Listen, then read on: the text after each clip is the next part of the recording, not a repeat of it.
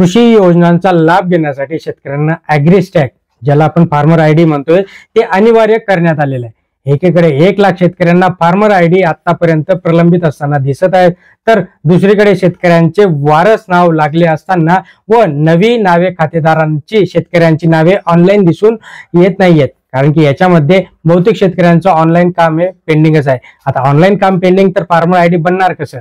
यामध्ये शेतकऱ्यांना live update data upload नसल्याचं चित्र इथे समोर येत आहे।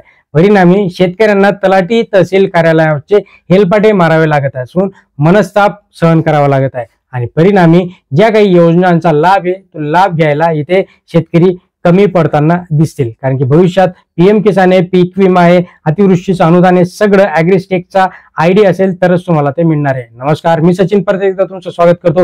मित्रांनो, चॅनलला सबस्क्राईब केलं नसेल सबस्क्राईब करा, लाईक करा, शेअर करा।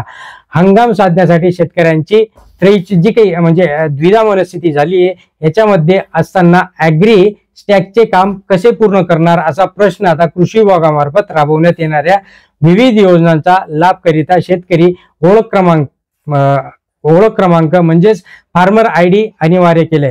जिल्ह्यातील जे काही संपूर्ण महाराष्ट्रातील बहुतेक शेतकऱ्यांना फार्मर आयडी अजून काढलेला आपल्याला दिसत नाहीये।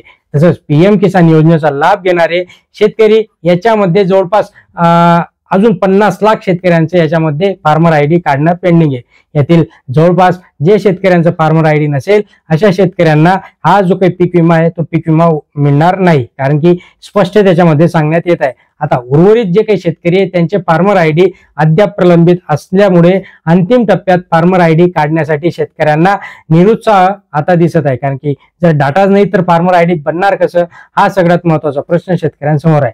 फार्मर आयडी काढण्यासाठी 30 जून अंतिम डेडलाईन शासनाने दिली होती, परंतु फार्मर आयडी पूर्ण झाल्यानंतरच पीएम किसानचा 20वा हप्ताचा लाभ शेतकऱ्यांना मिळणार आहे। आता 20वा हप्ता मिळण्यासाठी शेतकऱ्यांना फार्मर आयडी काढणं गरजेचं आहे। आता या प्रश्नामुळे पीएम किसान योजनेचा लाभ पुढे गेला आता आपल्याला दिसत आहे। कारण की 20 तारखेच्या आत हा लाभ मिळणं योग्य होतं, पण शेतकऱ्यांना आता तो काही म्हणजे या जून तर जाणारच, जुलैमध्ये पण मिळणं आता जुलैच्या 15 जुलैपासून तो मिळू शकतो। कारण की याच्यानंतर जे काही ॲग्रीस्टॅगचे कामं आहेत ते ॲग्रीस्टॅगचे कामं जर अपलोड झाले नाहीत, शेतकऱ्यांचा डाटा जर अपलोड झाला नाही तर मग याला शेतकऱ्यांना कुठंतरी मागे यावं लागणार आहे। आणि याला काय आहे प्रॉब्लेम, तर शेतकऱ्यांचा जो काही डाटा आहे शासनाने ऑनलाईन आणणं गरजेचं होतं, ऑनलाईन नसल्यामुळे शासनाची चूक आहे आणि त्यामुळे आता शेतकरी इथे अडचणीत येणार आहेत। मित्रांनो, तुमचं काय होतंय नक्कीच लवकरात लवकर करून घ्या, जेणेकरून सर्व हप्ते तुम्हाला मिळतील।